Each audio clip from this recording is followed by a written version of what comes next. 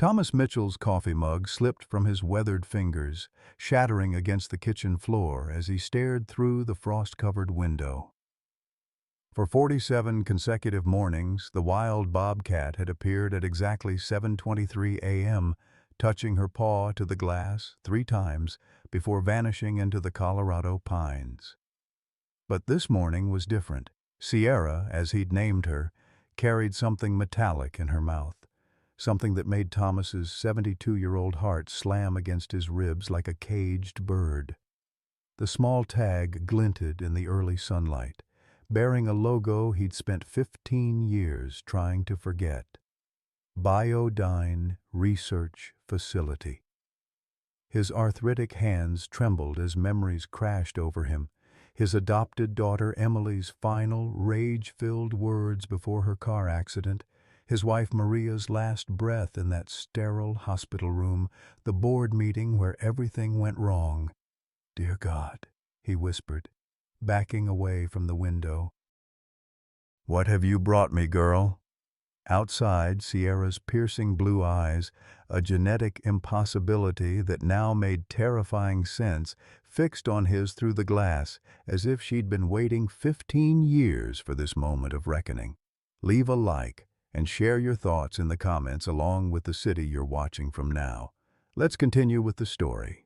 The scattered coffee and broken ceramic crunched beneath Thomas Mitchell's slippers as he steadied himself against the kitchen counter, his pale blue eyes never leaving the extraordinary creature outside his window. At 72, Thomas had learned to recognize the weight of significant moments, and this morning carried the heaviness of 15 years' worth of buried grief. The house around him stood as a monument to loss. Maria's reading glasses still perched on the side table where she'd left them 3 years ago, Emily's research papers gathering dust in the study down the hall. Thomas had moved into his late daughter's inherited home after Maria's funeral, unable to bear the silence of their suburban Denver house where every corner whispered reminders of happier times. Here, surrounded by Emily's belongings and the vast Colorado wilderness she'd loved, he could pretend she might walk through the door any moment, her dark hair pulled back in that familiar ponytail, her arms full of scientific journals and wild enthusiasm. "Back in my day, we knew our place in the world," Thomas murmured to the 2 cats winding around his ankles. Copper, a magnificent orange tabby with white markings, had been Emily's shadow during her graduate studies. Sage, a gray Maine coon with emerald eyes, possessed the regal bearing that had always reminded Thomas of his wife's quiet dignity. Both cats had grieved Emily's loss as deeply as he had, and caring for them had become his primary purpose in the long, empty months that followed. The morning routine that had sustained him for 3 years remained unchanged. Coffee at 6 sharp, feeding the cats while NPR droned softly from the kitchen radio, settling into Maria's favorite armchair to watch the sun paint the Rocky Mountains in shades of gold and purple. He'd discovered Sierra on day 1 of this ritual, a wild bobcat with impossible blue eyes who appeared each morning like clockwork, performing her strange 3-tap greeting against the patio door before disappearing into the forest.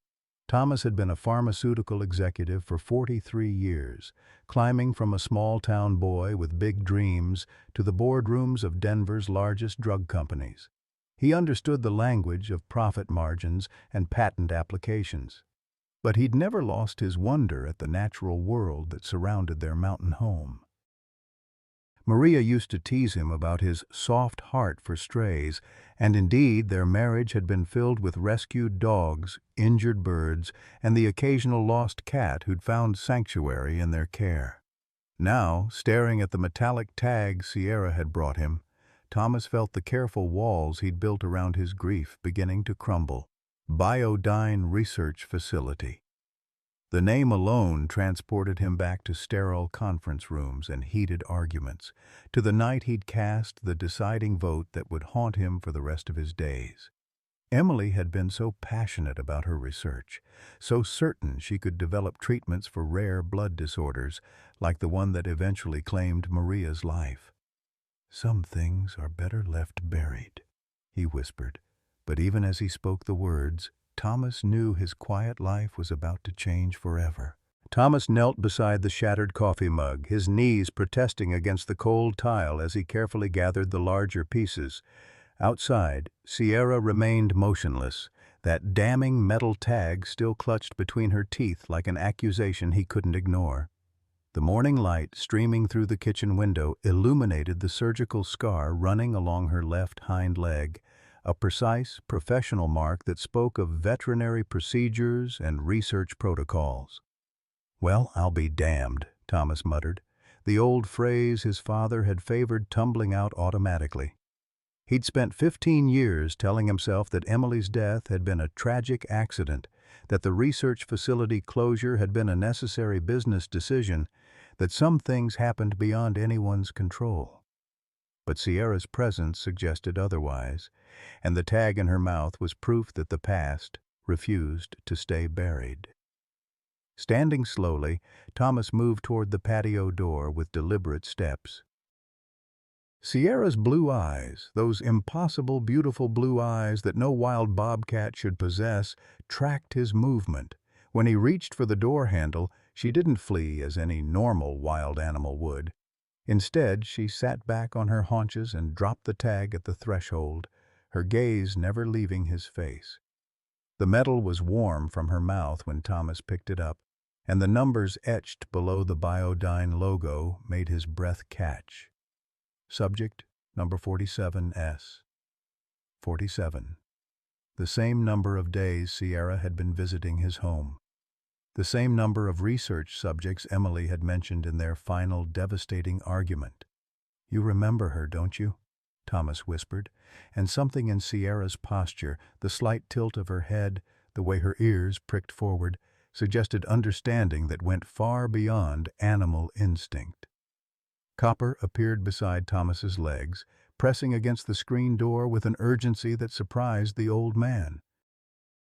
In 3 years of cohabitation, the orange tabby had never shown interest in the wild visitor, but now Copper was purring, that deep rumble of recognition that Thomas had only heard when Emily used to come home from her late nights at the laboratory. "Easy there, boy," Thomas murmured, but his hand was already moving to unlatch the door. 30 years of corporate risk assessment screamed warnings in his head: wild animals, unpredictable behavior, liability, common sense. But something deeper, something that sounded like Emily's voice, urged him forward. The screen door slid open with a soft whisper, and Sierra stepped across the threshold as if she'd been waiting her entire life for this invitation. She moved with fluid grace through the kitchen, past the breakfast table where Emily used to spread her research papers, past the refrigerator covered with photos of family vacations and graduation ceremonies. Copper and Sage flanked her like an honor guard, their usual territorial instincts completely absent. Thomas followed the unlikely procession down the hallway, his heart hammering against his ribs. Sierra paused at Emily's study, her nose pressed against the door that had remained locked since the funeral. When Thomas reached around her to turn the handle, she looked up at him with those piercing blue eyes, and he swore he saw gratitude in their depths. The study smelled of dust and lavender, Emily's favorite scent that still lingered in her clothes, her books, the sweater draped over her desk chair. Sierra padded directly to the filing cabinet where Emily had kept her research, placing one paw on the metal drawer as if pointing to something specific. "You know what's in there, don't you?" Thomas asked, his voice barely above a whisper. The cat's response was to sit and wait, patient as a sentry. With trembling fingers, Thomas opened the drawer and pulled out a thick folder labeled Project Genesis, Blood Disorder Research. The pages inside contained Emily's careful handwriting, detailed charts, and photographs of laboratory animals that made his stomach clench with recognition. Bobcats, dozens of them, all with those same impossible blue eyes.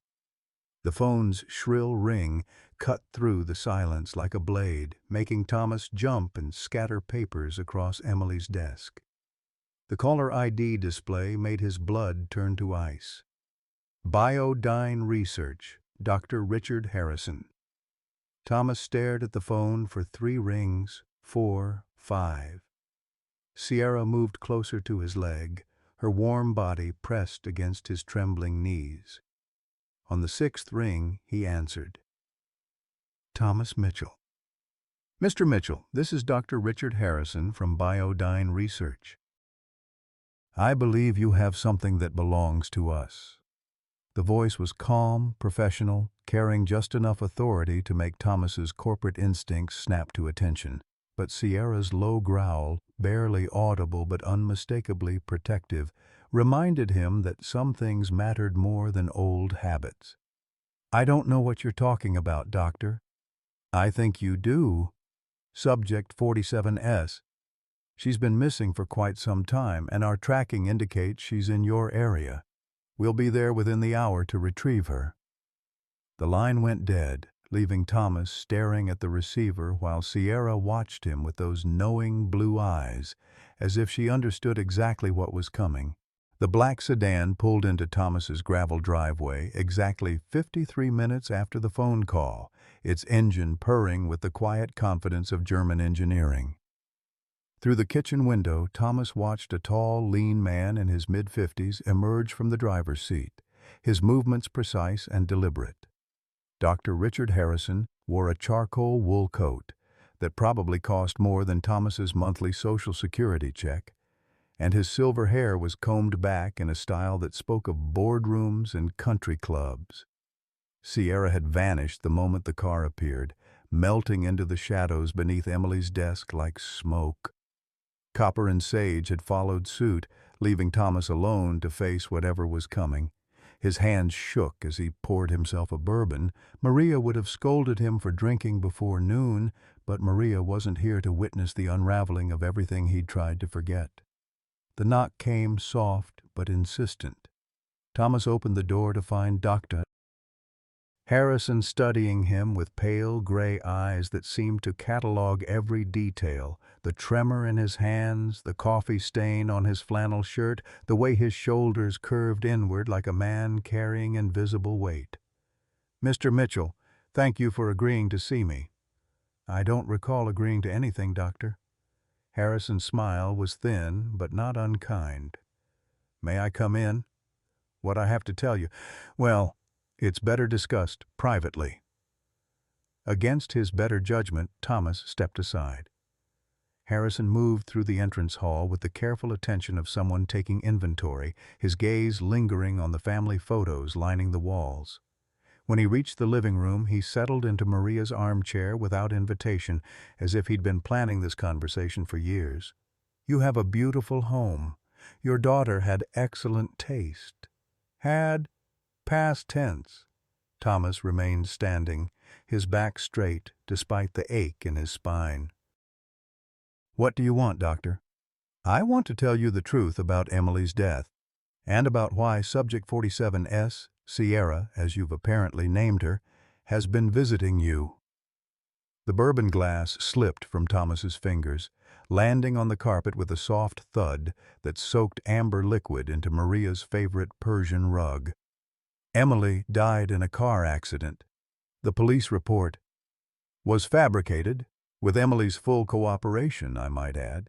Harrison leaned forward, his voice dropping to a whisper that somehow carried more weight than shouting. Your daughter is very much alive, Mr. Mitchell. She's been living in British Columbia for the past 15 years, continuing her research under an assumed name. The room tilted sideways, and Thomas gripped the back of the sofa to keep from falling. That's impossible. I identified her body. I buried my daughter. You buried a Jane Doe who matched Emily's general description? Your grief made you see what you needed to see. Harrison's tone carried no satisfaction, only weary resignation. Emily orchestrated her own death because she believed, correctly as it turned out, that you had betrayed her research for financial gain. The words hit Thomas like physical blows. He sank onto the sofa, his 72-year-old frame suddenly feeling ancient. The board meeting, the vote to shut down her project. You cast the deciding vote, yes. Emily's life's work, her chance to save lives, destroyed because Biodyne's shareholders wanted higher quarterly profits. Harrison stood and moved to the mantelpiece, picking up a photograph of Emily's college graduation. She was devastated, not just professionally but personally. Her own father choosing money over medicine. You don't understand. The research was too expensive, too risky. The FDA approval process alone would have taken years, and the animal testing protocols. Thomas's voice cracked. I was trying to protect the company, to protect our investors. To protect your own stock options, you mean? The accusation hung in the air like a toxin. Thomas wanted to deny it, to explain the complex pressures of corporate governance, the fiduciary responsibilities that kept him awake at night. But the truth was simpler and more damning. He had chosen financial security over his daughter's dreams. Emily spent 2 years planning her escape, Harrison continued, replacing the photograph with careful precision. She copied all her research, transferred the viable test subjects to a private sanctuary, and staged the accident on Highway 25. She knew you'd blame yourself, and she wanted you to suffer the way she suffered when you voted against her. The test subjects. Thomas's throat felt lined with sandpaper. Sierra was one of them. The most successful, actually. Emily's breakthrough involved selective breeding to enhance certain genetic traits: intelligence, adaptability, disease resistance. Sierra and her offspring represent years of careful work. Harrison turned back to face Thomas, and for the first time his expression showed something approaching sympathy. Emily sent Sierra to find you, to deliver a message. What message? Instead of answering, Harrison reached into his coat pocket and withdrew a sealed envelope, cream-colored paper that smelled faintly of lavender. Emily's scent. She wanted you to understand what you destroyed. Not just her research, but her faith in you. Sierra was supposed to break your heart the way you broke hers. Thomas took the envelope with numb fingers, his daughter's familiar handwriting swimming through his tears. Where is she? Where's Emily? That depends on what you do next. Harrison moved toward the door, then paused. Biodyne's new management considers all former test subjects to be company property. They've issued termination orders for Sierra and her offspring, 3 cubs currently living in the sanctuary where Emily works. They'll be here tomorrow morning with full legal authority to reclaim and destroy them. The front door closed with a soft click, leaving Thomas alone with the letter and the weight of 15 years' worth of consequences. Outside, he could hear Sierra moving through the underbrush, could sense Copper and Sage emerging from their hiding places. His family, what remained of it, waiting for him to decide what kind of man he wanted to be in whatever time he had left. The envelope felt heavier than lead in his arthritic hands. The envelope remained unopened on the kitchen table for 3 hours, while Thomas paced through his house like a caged animal, his mind reeling from Harrison's revelations. Sierra watched him from beneath Emily's desk, her blue eyes tracking his movements with an intelligence that now seemed less miraculous and more heartbreaking. Every few minutes, Thomas would approach the letter, his fingers hovering over the familiar handwriting, before walking away again. Some truths, once unleashed, could never be contained. When he finally opened it, the late afternoon sun was casting long shadows across the hardwood floors. Emily's voice emerged from the pages like a ghost made of ink and regret, every word carefully chosen to inflict maximum damage. "Dad," the letter began, and Thomas had to stop reading immediately.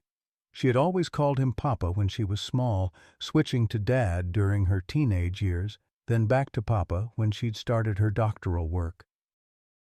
But this letter contained no warmth, only the cold formality of a stranger addressing someone who had failed her completely. "If you're reading this, It means Sierra found you successfully. I trained her to recognize your scent, your voice, the way you tap your fingers when you're nervous. She's been my eyes and ears for 15 years, watching over you from a distance while I tried to understand how the man who taught me to believe in justice could choose corporate profits over human lives. Thomas sank into Maria's chair, the letter trembling in his arthritic hands. Outside, Copper had emerged from hiding and was sitting beside Sierra, an unlikely friendship that seemed to transcend species boundaries. The orange tabby had always been Emily's favorite, sleeping curled against her laptop during late-night study sessions, purring approval when she'd explained her research theories to him as if he could understand every word.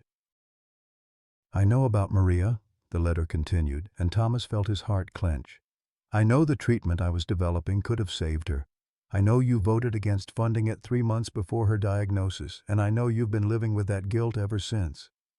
Good. You should suffer the way she suffered, the way all the people who could have been saved suffered because you chose money over medicine. The words were meant to wound, and they succeeded completely. Thomas doubled over as if he'd been physically struck, a sob escaping his throat that echoed through the empty house. Maria had died slowly, her rare blood disorder eating away at her strength while experimental treatments remained locked behind patent applications and FDA approvals that could have been expedited with proper funding. He had held her hand during those final weeks, promising her that money was no object, that they would try anything, all while knowing he had personally voted to eliminate the research that might have saved her life. But Sierra isn't here for revenge, Emily's letter continued, and Thomas looked up through his tears to find the Bobcat watching him with something that might have been compassion. She's here because I've learned something important in 15 years of exile. Hatred is a poison that hurts the person carrying it more than its intended target. I've been angry for so long that I forgot how to be anything else. Thomas stood on shaking legs and moved to the window, where Sierra and Copper were now joined by Sage. The 3 animals sat in a perfect triangle, their attention focused on something in the tree line that Thomas couldn't see. As he watched, Sierra stood and moved toward the forest, pausing to look back at the house. The message was clear: follow me. She has cubs, Emily's letter explained as if anticipating his confusion. 3 beautiful babies that represent the future of my research, but Biodyne's new management considers them property to be eliminated, not lives to be protected. Sierra is asking you to choose, Dad. Will you protect her family the way you failed to protect ours? Thomas grabbed his jacket from the hall closet, his movements driven by a desperation he hadn't felt since Maria's final days in the hospital. The forest behind his house stretched for miles, protected wilderness that Emily had loved since childhood. She used to disappear for hours on hiking trails, returning with pockets full of interesting rocks and stories about the wildlife she'd encountered. Now those same woods were sheltering her legacy, and Thomas was about to meet the grandchildren he never knew existed. Sierra led him along a path he'd never noticed before, her movement fluid and purposeful through the undergrowth. Copper and Sage followed, their usual house cat caution replaced by an eagerness that suggested they'd made this journey before. The September air carried the crisp promise of autumn, and Thomas found himself breathing harder than usual as they climbed toward a rocky outcropping about half a mile from his house. The den was hidden behind a fallen pine tree, its entrance camouflaged so perfectly that Thomas would have walked past it without Sierra's guidance. When she chuffed softly, 3 smaller faces appeared from the shadows, bobcat cubs with their mother's distinctive blue eyes and an alertness that spoke of careful upbringing. They were beautiful, about 6 months old by Thomas's estimation, their spotted coats gleaming with health despite their wild living conditions. "Well, I'll be damned," Thomas whispered, unconsciously echoing his father's favorite expression. The largest cub, bolder than its siblings, approached him with cautious curiosity. When Thomas extended his hand, the young bobcat sniffed carefully before allowing a gentle touch to its head. The contact sent a shockwave of recognition through Thomas's chest. This was Emily's work, Emily's hope for the future, Emily's family that he was finally meeting. The cubs accepted Copper and Sage as familiar friends, and Thomas realized with a start that his cats had been making these visits regularly, serving as ambassadors between the domestic and wild worlds. Sage, always the more maternal of the two, began grooming the smallest cub with careful attention to its ears and face. Copper sprawled beside the largest cub, purring contentment that vibrated through the forest clearing. Thomas spent the next hour sitting quietly among Emily's legacy, watching the cubs play and nurse while Sierra kept careful watch for any signs of danger. The peace of the moment was deceptive. Harrison had made it clear that Biodyne's representatives would arrive tomorrow with legal authority to destroy this family. These cubs weren't just animals. They represented years of Emily's research, her dreams of developing treatments for genetic disorders, her hope that science could triumph over corporate greed. As the sun began to set, Sierra led the procession back toward the house, but the cubs remained hidden in their den. Thomas understood instinctively that tomorrow's confrontation would determine their fate, and his own redemption or damnation. The letter in his pocket contained more revelations, but he'd read enough for one day. Emily was alive, hidden somewhere in Canada, continuing her work in exile while her father lived with the consequences of his choices. The walk home passed in contemplative silence, broken only by the soft sounds of the forest preparing for night. Thomas felt the weight of responsibility settling on his shoulders like a familiar burden. At 72, with early Alzheimer's beginning to cloud his memories, he was being asked to make the most important decision of his life. Would he stand aside while corporate lawyers destroyed Emily's work? Or would he find the courage to fight for the family he'd failed to protect 15 years ago? Back at the house, Thomas made 3 phone calls. The first was to his lawyer, a sharp-tongued woman named Sarah Chen, who had handled Maria's estate and would understand the legal complexities ahead. The second was to his old friend Marcus Webb, a retired FBI agent who owed Thomas more favors than either of them could count. The third call was the most difficult, to a private investigator in Vancouver who specialized in finding people who didn't want to be found. By midnight, Thomas had assembled the resources for a battle he wasn't sure he could win. But as he sat in Maria's chair, watching Sierra curl up beside the fireplace like a house cat despite her wild heritage, he knew he had no choice but to try. Emily's letter had ended with a challenge that cut straight to his heart. Prove to me that the man who taught me about justice still exists somewhere beneath all that corporate cowardice. Tomorrow, he would have his chance. The black SUVs arrived at dawn like harbingers of corporate judgment, their tinted windows reflecting the early morning light as they positioned themselves strategically around Thomas's property. He counted 4 vehicles from his kitchen window, each bearing the distinctive Biodyne Research logo that had haunted his dreams for 15 years. Men in dark suits emerged with the practiced efficiency of a military operation, their movements coordinated and purposeful as they established a perimeter around his home. Thomas had spent the sleepless night preparing for this moment. Emily's letter spread across the kitchen table alongside legal documents Sarah Chen had faxed over at 3 a.m. His hand shook as he poured his morning coffee, the ceramic mug chattering against the countertop in a rhythm that matched his racing heartbeat. Sierra watched from beneath the breakfast table, her blue eyes alert and intelligent, as if she understood that everything was about to change. "Doctor." Richard Harrison emerged from the lead vehicle, but he wasn't alone. A woman in an expensive charcoal suit walked beside him, her silver hair pulled back in a severe bun that spoke of boardrooms and hostile takeovers. Even from a distance, Thomas recognized the predatory confidence of a corporate executive who viewed obstacles as temporary inconveniences to be eliminated through superior firepower and legal maneuvering.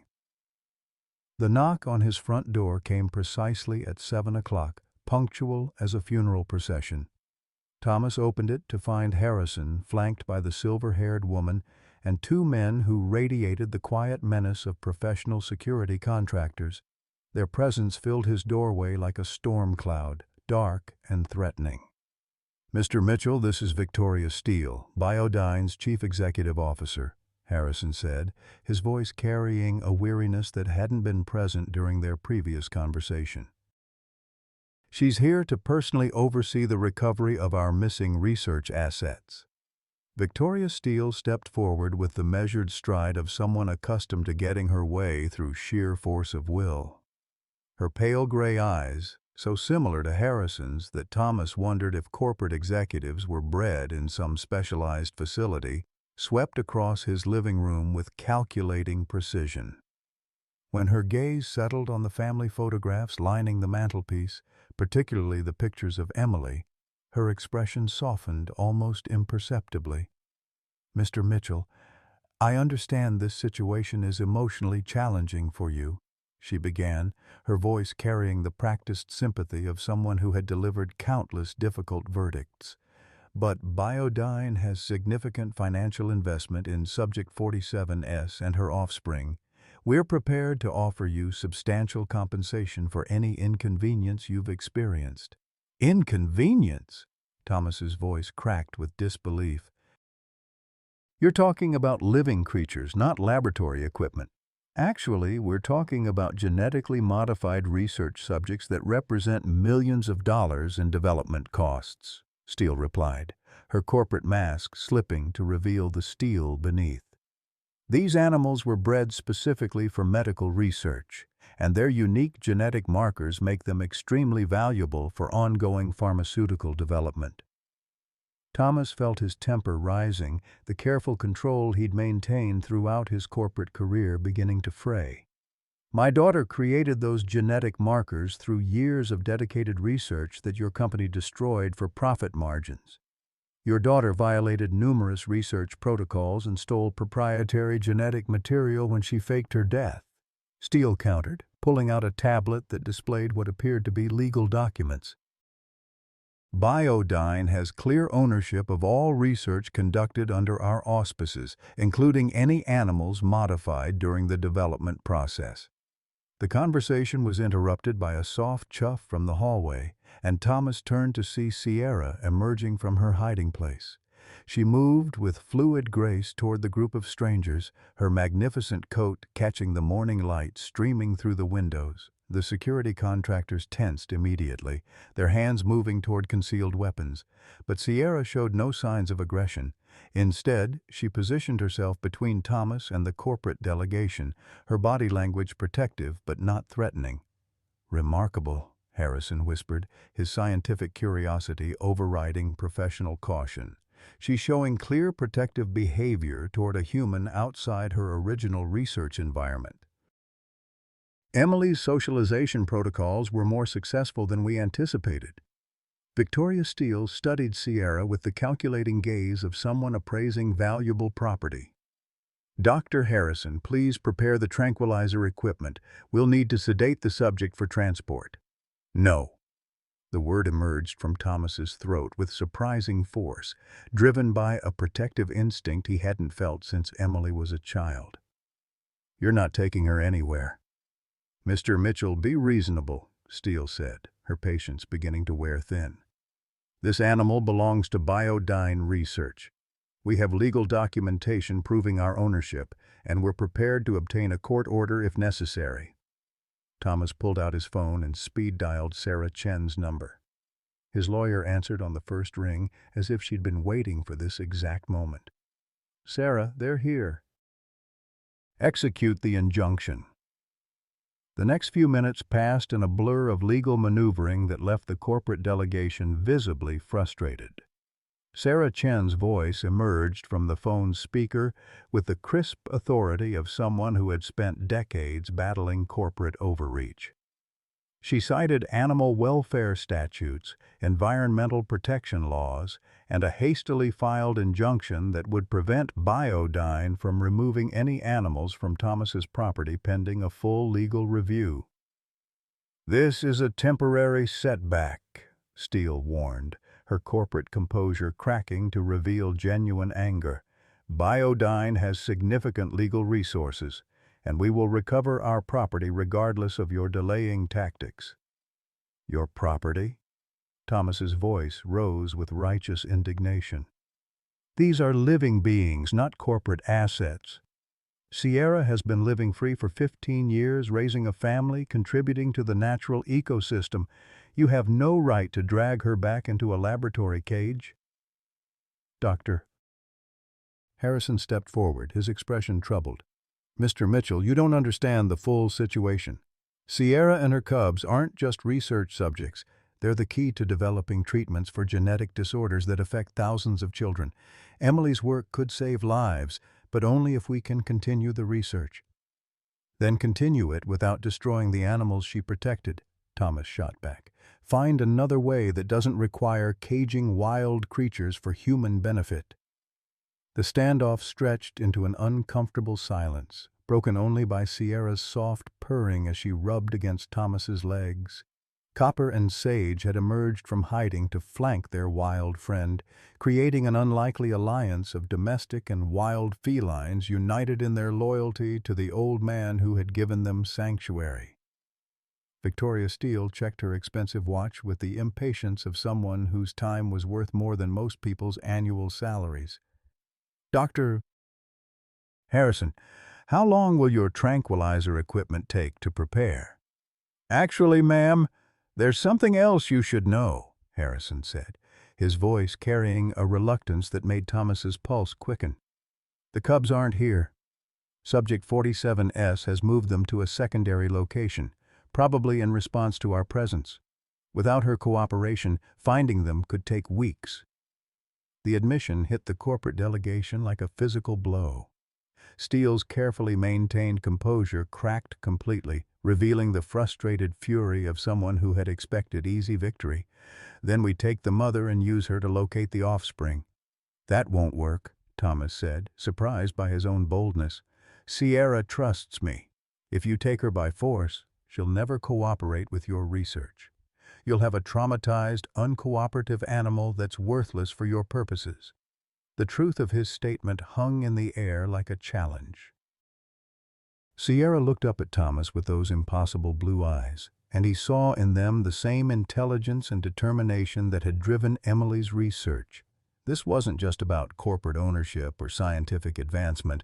It was about the fundamental question of whether living beings could be reduced to property, whether profit could justify any level of suffering.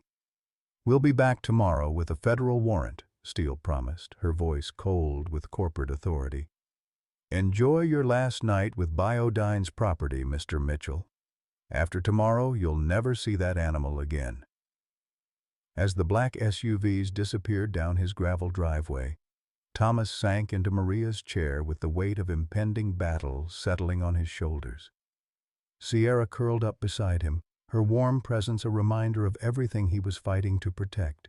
Tomorrow would bring lawyers, federal agents, and the full weight of corporate power. But tonight, he had a family to protect and a daughter to find. The federal marshals arrived at Thomas's door before sunrise, their badges gleaming like accusations in the harsh glare of tactical flashlights. Through his bedroom window, Thomas counted 12 vehicles, black SUVs, white vans marked with Biodyne's corporate logo, and 2 official government cars that spoke of serious legal authority. The quiet sanctuary of his mountain home had been transformed overnight into the center of a corporate battlefield where living beings were treated as inventory to be recovered. Sarah Chen's injunction had bought them exactly 18 hours. Her late-night phone call had been brief and devastating. "Federal court overruled us, Thomas. Biodyne's lawyers presented evidence of national security implications, something about biodefense research and genetic markers that could impact military medicine. I'm sorry, but they have full legal authority now. Thomas dressed slowly, his 72-year-old joints protesting against the early hour and the stress of impending loss. Sierra watched from the corner of his bedroom, her blue eyes reflecting an intelligence that seemed to comprehend the gravity of their situation. She had spent the night moving restlessly through the house, checking windows and doors like a sentry preparing for siege. The knock came with military precision, 3 sharp raps that echoed through the house like gunshots. Thomas opened the door to find Victoria Steele flanked by federal marshals whose body armor and tactical equipment suggested they were prepared for armed resistance. Behind them, Dr. Harrison stood with a veterinary team carrying tranquilizer guns and transport cages that looked more like prison cells than animal carriers. "Mr. Mitchell," the lead marshal announced, his voice carrying the flat authority of federal law enforcement, "we have a warrant to search these premises and recover property belonging to Biodyne Research Corporation. Please step aside." Thomas's hand trembled on the doorframe, but he didn't move. "Those animals aren't property. They're living beings with their own rights to exist free from human exploitation." "Sir, please don't make this more difficult than necessary," the marshal replied, his tone suggesting he'd heard similar protests countless times before. "We have legal authority, and we will execute this warrant with or without your cooperation." The invasion began with methodical efficiency. Officers spread through Thomas's home like a plague of uniformed locusts, their boots heavy on Maria's Persian rugs, their equipment scarring the walls Emily had painted during her college years. They moved with the practiced precision of people who had reduced this process to a series of checkboxes: secure the perimeter, locate the subjects, execute the recovery protocol. Sierra disappeared the moment the first officer entered the house, vanishing into shadows with the fluid grace of a creature born to evade predators. But Thomas knew her hiding spots were limited, and the thermal imaging equipment the team carried would make concealment nearly impossible. The federal marshals weren't dealing with an ordinary wild animal. They were hunting a mother protecting her young, and that made her both more dangerous and more vulnerable. "Where are the cubs, Mr. Mitchell?" Victoria Steele demanded, her corporate patience finally exhausted. "Our thermal scanners show no additional heat signatures in the immediate area, which means Subject 47S has relocated them. We need those animals recovered intact." "I don't know," Thomas lied, his voice steady despite the terror clawing at his chest. He did know. Sierra had moved her cubs to a secondary den about 2 miles deeper into the protected forest, a location Emily had shown him during their hiking expeditions years ago. But revealing that information would doom the cubs to a lifetime of laboratory cages and medical procedures that served corporate profits rather than genuine scientific advancement. Dr. Harrison approached with what might have been genuine regret in his pale gray eyes. "Thomas, I understand your emotional attachment to these animals, but you're not seeing the bigger picture. Emily's research represents a breakthrough in genetic therapy that could save thousands of lives. These animals aren't just pets. They're the key to treating rare blood disorders, genetic defects, conditions that currently have no cure." "At what cost?" Thomas shot back, his temper finally breaking free of corporate conditioning. "How many animals have to suffer in laboratory cages so Biodyne can patent the cure and charge desperate families everything they have? This isn't about saving lives. It's about creating profitable treatments that only the wealthy can afford." The accusation hit Harrison like a physical blow, and for a moment his professional mask slipped to reveal something that looked like genuine pain. "My son died from the same condition that killed your wife, Thomas. Jake was 8 years old when the genetic disorder finally stopped his heart. If Emily's research had been completed, if the funding hadn't been cut, my boy might still be alive." The revelation hung in the air like a toxin, poisoning the clear moral lines Thomas had drawn around the situation. Harrison wasn't just a corporate scientist following orders, he was a grieving father whose loss had driven him to pursue Emily's research with desperate determination. The complexity of competing griefs and justified anger made Thomas's head spin with the impossibility of clean solutions. "So, you're willing to torture innocent animals to ease your own pain?" Thomas asked, but his voice lacked its earlier conviction. "I'm willing to do whatever it takes to prevent other families from experiencing what mine went through," Harrison replied, his composure cracking to reveal the raw anguish beneath. Emily understood that. She believed the greater good justified the temporary suffering of a few research subjects. A commotion from the kitchen interrupted their conversation. Two officers emerged, dragging Sierra between them, her powerful body straining against the specialized restraints they'd somehow managed to attach. She fought with desperate fury, her blue eyes wild with panic as she searched for escape routes that no longer existed. The sight of her struggle broke something fundamental in Thomas's chest, a grief that felt like his heart tearing in half. "Careful with the subject," Victoria Steele ordered, her clinical detachment restored now that victory seemed assured. "We need her conscious and responsive for the breeding program. Damage to her reproductive system would significantly impact the research timeline." Breeding program. The words hit Thomas like hammer blows, each syllable a nail in the coffin of his hopes for Sierra's freedom. They weren't just taking her back to a laboratory.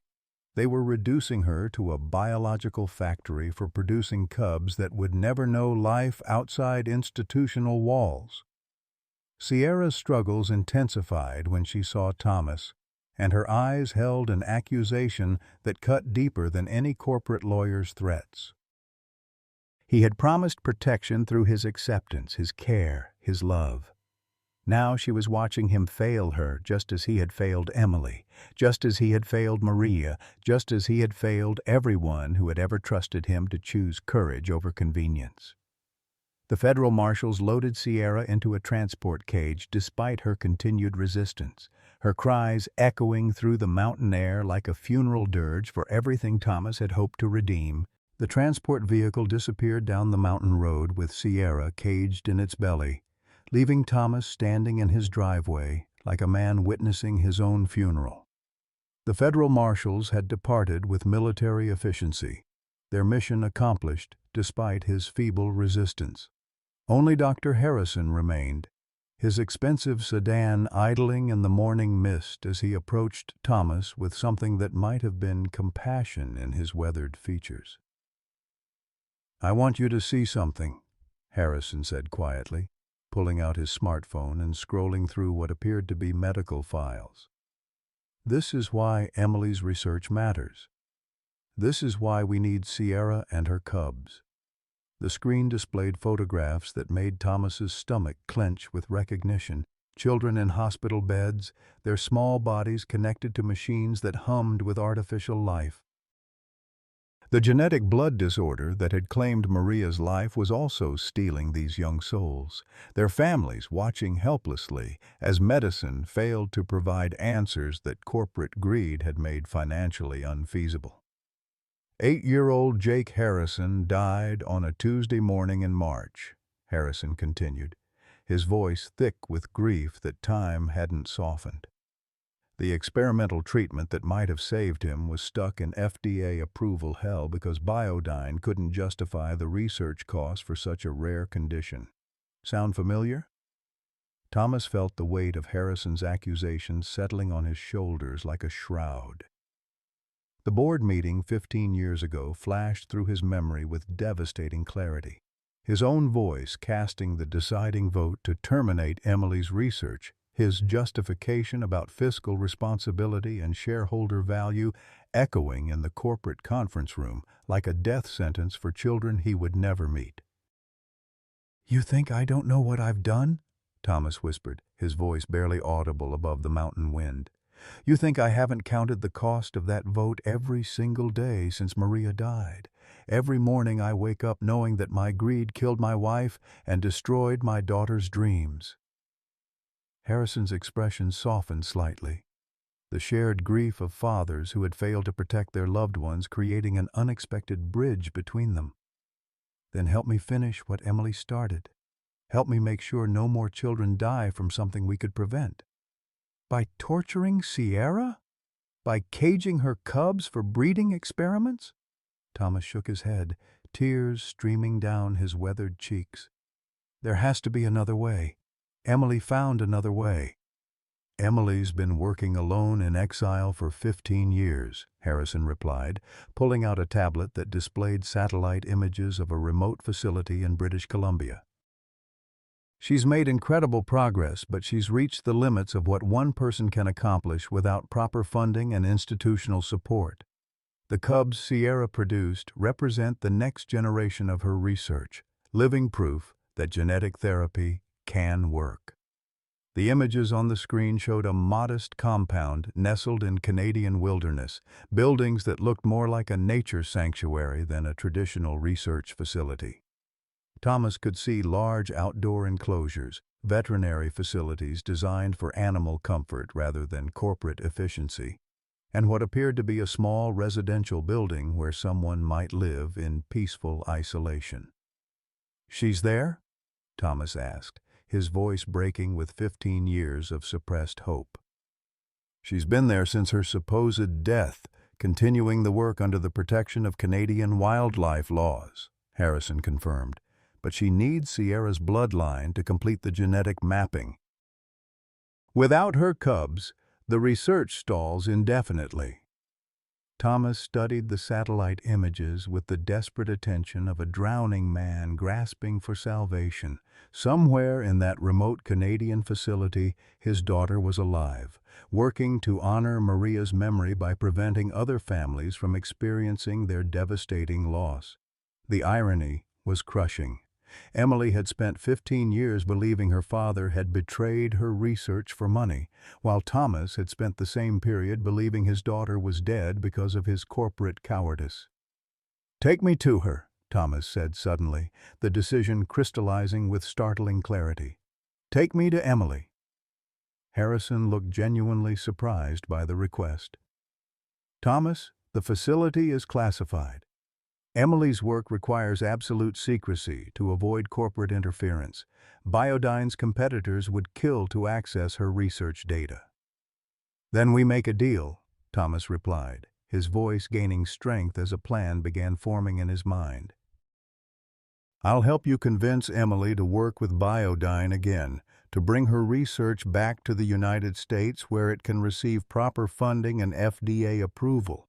In exchange, Sierra and her cubs live free. No breeding programs, no laboratory cages, no medical procedures without their consent."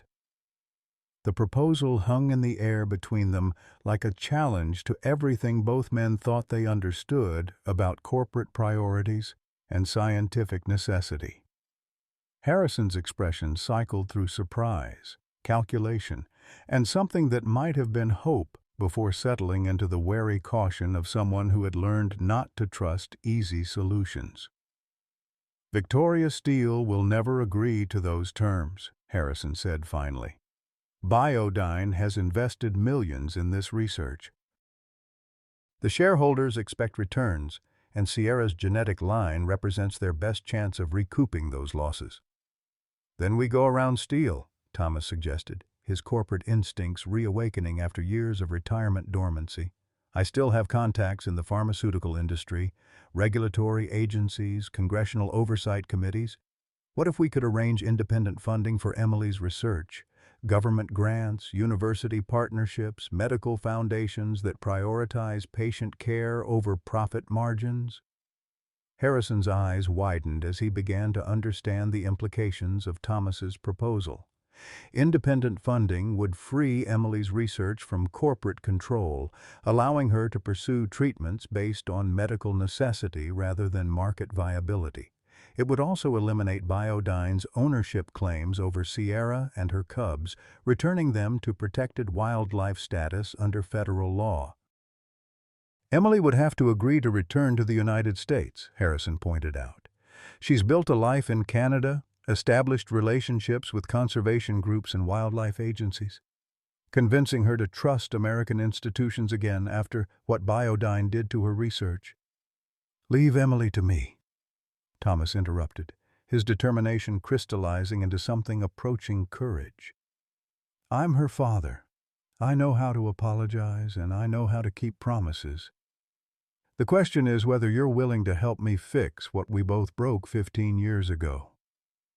The two men stood in Thomas's driveway as the morning sun climbed higher into the Colorado sky, their unlikely alliance forged by shared guilt and desperate hope. Harrison checked his watch with the nervous gesture of someone running out of time to make an impossible decision. "The transport truck with Sierra will reach the Biodyne facility in 6 hours," he said quietly. "Once she's processed into their system, she becomes corporate property again. Legal challenges could take years, and by then—" He didn't finish the sentence, but Thomas understood the implications. "Then we have 6 hours to reach Emily," Thomas replied, surprising himself with his resolve. "Can you get us to Canada?" Harrison nodded slowly, his expression transforming from resignation to something approaching determination. "I have a private plane at Denver International. We could be there by this afternoon." As they climbed into Harrison's sedan, Thomas caught a glimpse of Copper and Sage watching from the kitchen window, their eyes reflecting the same intelligent concern he had seen in Sierra's gaze. The cats understood that their strange family was fracturing, that the delicate balance between wild and domestic was being shattered by forces beyond their comprehension. But perhaps, Thomas thought as they drove toward Denver and an uncertain reunion, families could be rebuilt even after devastating betrayals. Perhaps love could overcome 15 years of anger and mistrust. Perhaps Sierra would forgive them all. The mountains receded in the rearview mirror as they raced toward an impossible redemption. The small aircraft descended through Canadian airspace as the afternoon sun painted the British Columbia wilderness in shades of gold and amber, the vast expanse of protected forest stretching endlessly beneath them like a green ocean of possibility. Thomas pressed his face against the window, his 72-year-old heart hammering with anticipation and terror as they approached the coordinates Harrison had provided. Somewhere in that pristine wilderness, his daughter had built a new life from the ashes of his betrayal. Harrison piloted the plane with steady hands, but Thomas could see the tension in his shoulders, the way his jaw clenched as they prepared for a landing that would determine the fate of Sierra, her cubs, and 15 years of scientific research driven by grief and hope in equal measure. The makeshift airstrip carved from the forest floor appeared suddenly through the trees, a scar of human ambition in nature's cathedral. "There," Harrison pointed toward a cluster of buildings nestled in a clearing that looked more like a nature preserve than a research facility. Solar panels gleamed on modest rooftops, and Thomas could see large outdoor enclosures that housed what appeared to be various wildlife species living in conditions that prioritized their comfort over human convenience. This wasn't the sterile corporate laboratory he had imagined. This was Emily's vision of ethical research made manifest. The plane touched down with a gentle bump, and Thomas's hands shook as he unbuckled his seatbelt. Through the aircraft's small windows, he could see a figure emerging from the main building, walking toward them with purposeful strides that reminded him painfully of Emily's teenage years when she would race to greet him after business trips. But this woman was older, her dark hair streaked with premature silver, her face weathered by years of outdoor work and emotional isolation. Emily Chen Mitchell stopped 20 feet from the plane, her arms crossed over her chest in a defensive posture that spoke of deep wounds that had never properly healed. Even from a distance, Thomas could see the resemblance to the young woman who had left for graduate school with such bright dreams and boundless faith in her father's integrity. But those dreams had been tempered by betrayal, and her faith had been replaced by the hard-earned wisdom of someone who had learned not to trust easily. "Hello, Papa," Emily said as Thomas stepped onto the Canadian soil, her voice carrying the complex mixture of love and hurt that had defined their relationship for decades. The childhood nickname she had used felt like both a gift and an accusation, a reminder of innocence lost and bonds strained beyond conventional repair. Thomas wanted to run to her, to embrace the daughter he had mourned for 15 years, but something in Emily's posture warned him to maintain distance. Instead, he stood quietly, drinking in the sight of her alive and healthy, older but unmistakably the brilliant, passionate woman who had inherited Maria's compassion and his own stubborn determination to fight for what she believed was right. "I thought you were dead," Thomas whispered, his voice breaking with the weight of 15 years' worth of suppressed grief. "I buried you, Emily. I stood at your graveside and promised Maria I would find a way to honor your memory." "You buried a stranger," Emily replied, her tone carrying no satisfaction in the deception she had orchestrated. "I needed you to believe I was gone so you wouldn't try to find me, wouldn't try to stop me from continuing the research you helped destroy." Dr. Harrison stepped forward, his expression carefully neutral as he attempted to bridge the emotional chasm between father and daughter. "Emily, we need to talk. Biodyne has Sierra in custody, and they're planning to use her and the cubs for a breeding program that will keep them in laboratory conditions indefinitely." The news hit Emily like a physical blow, her defensive posture crumbling to reveal the raw anguish beneath. Sierra wasn't just a research subject to her. The Bobcat had been her companion during the lonely years of exile, the living connection to the scientific breakthrough that had cost Emily everything she had once valued about family and trust. "They took her?" Emily's voice carried a devastation that made Thomas's chest ache with recognition. "Sierra came to you for protection, and you let them take her?" "I tried to stop them," Thomas said, moving closer despite the warning in his daughter's eyes. "Federal marshals, corporate lawyers, legal documents I couldn't fight. But I'm here now, Emily. I'm here to make things right." 15 years too late," Emily shot back. But her anger seemed to be warring with something that might have been desperate hope. "Do you know what I've been doing here, Papa? Do you understand what your vote to terminate my research really cost?" She gestured toward the facility behind her, and Thomas could see the passion that had driven her work blazing in her dark eyes like embers from the dreams he had helped extinguish. "I've been developing treatments for genetic blood disorders using natural behavioral modification and selective breeding programs that prioritize animal welfare over corporate profits.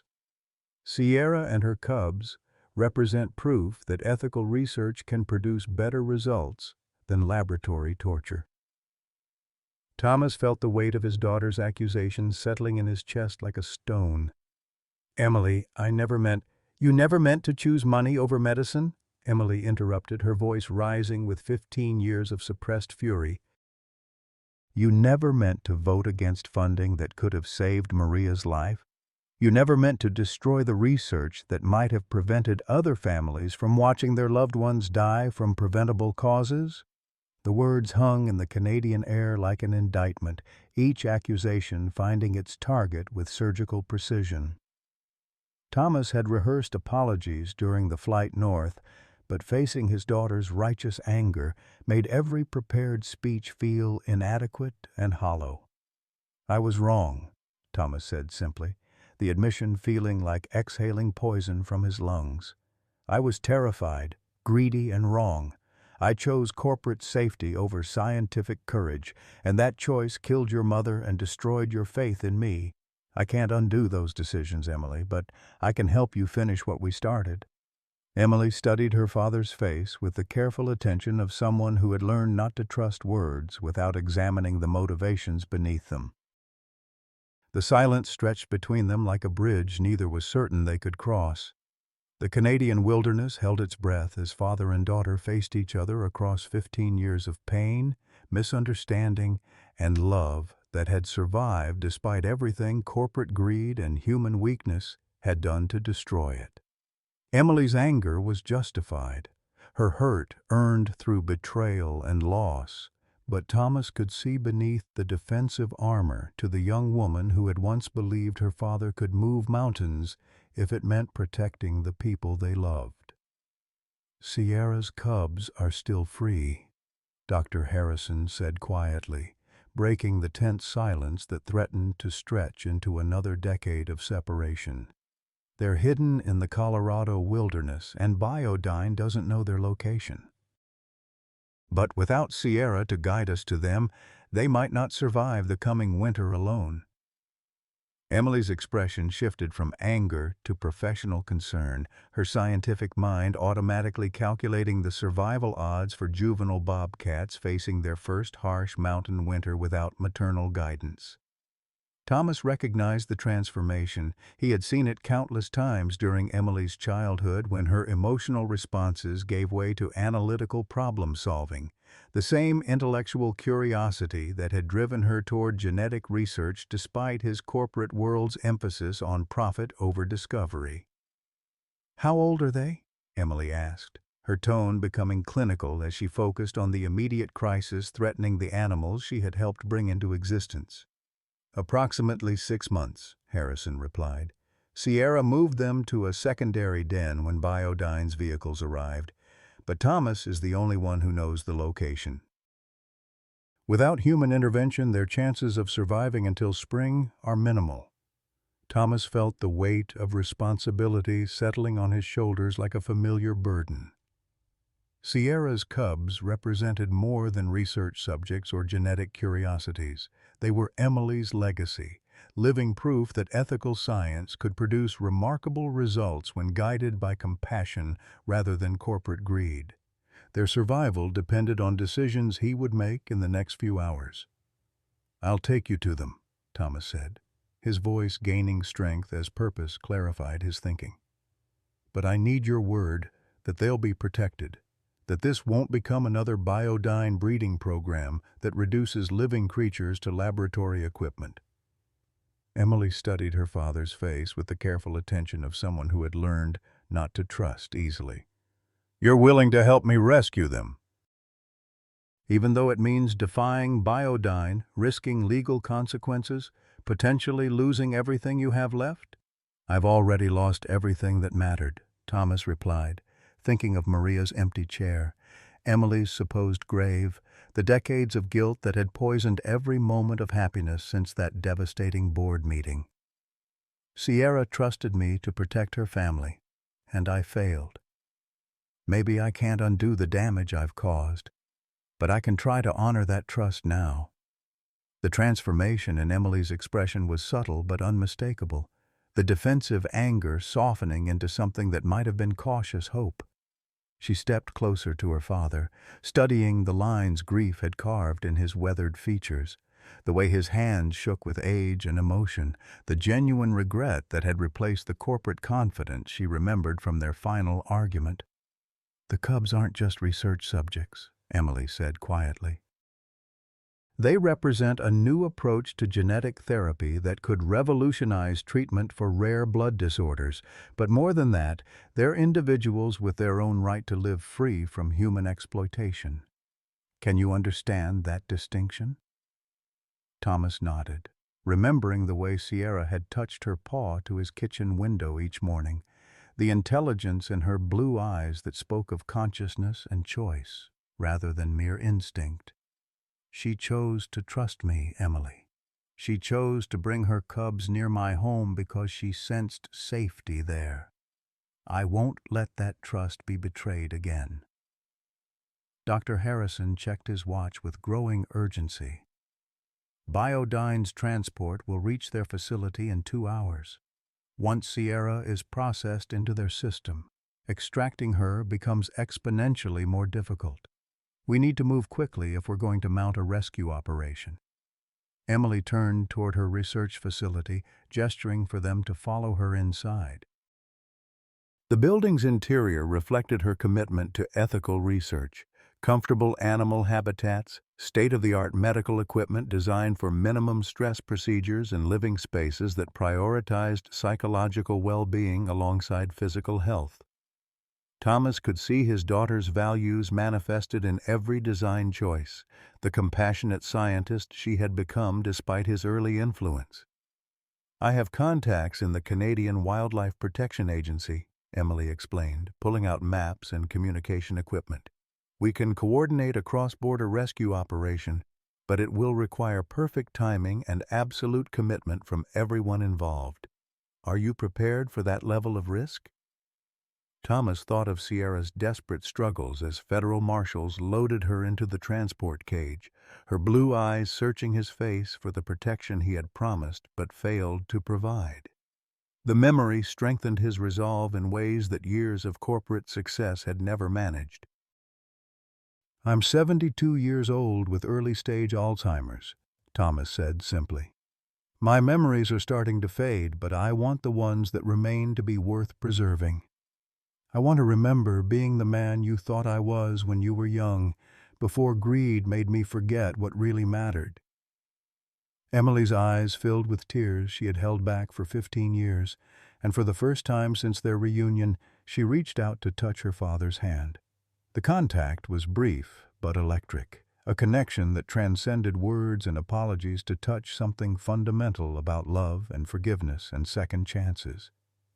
"Then let's go save our family," Emily said. And Thomas understood that Sierra and her cubs had become more than research subjects.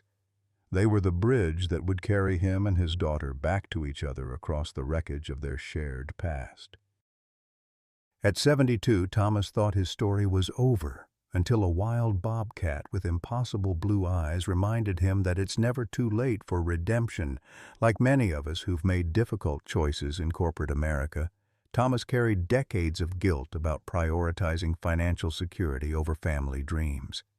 But when Sierra appeared at his window each morning, she brought more than companionship.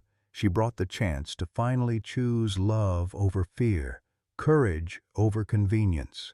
This story speaks to every American senior who wonders if their legacy is already written, who questions whether past mistakes can ever be forgiven. Sometimes our greatest failures become the foundation for our most meaningful victories. Thomas discovered that family isn't just about blood, it's about who chooses to stay, who trusts us with their vulnerability, and who gives us the courage to become better than we've ever been.